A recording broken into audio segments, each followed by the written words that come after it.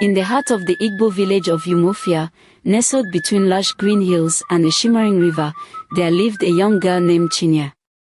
Often at a tender age, Chinyere had been sent to live with her uncle's family after her parents perished in a tragic accident.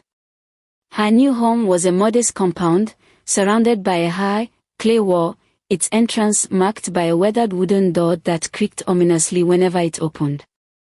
Her uncle, Obieka, was a man of few words and fewer smiles.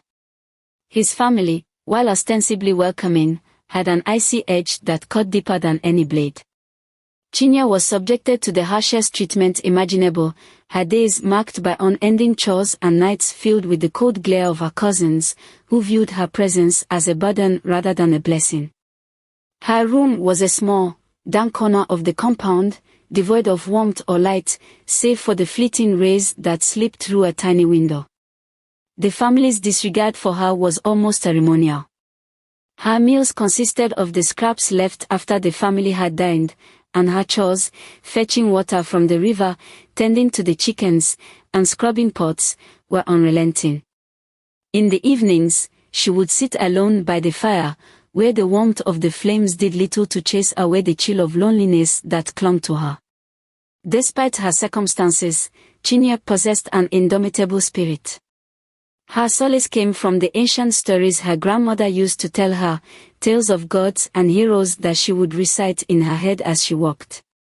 She found a semblance of freedom in these stories, letting them transport her to faraway lands where injustice was met with justice, and the oppressed triumphed over their tormentors.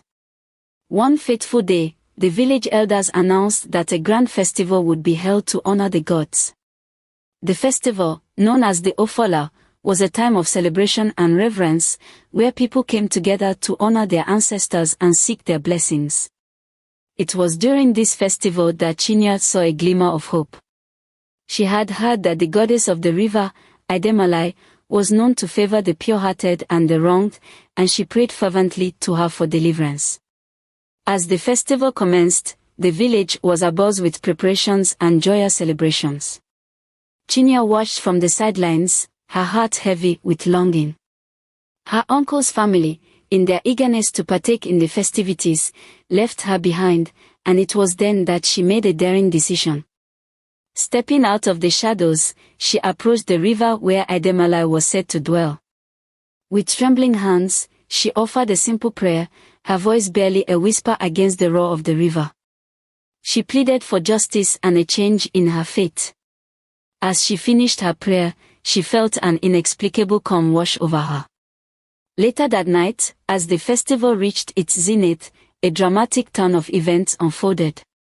The village's sacred drum, which had been missing for days, was found at the river's edge, drenched but intact.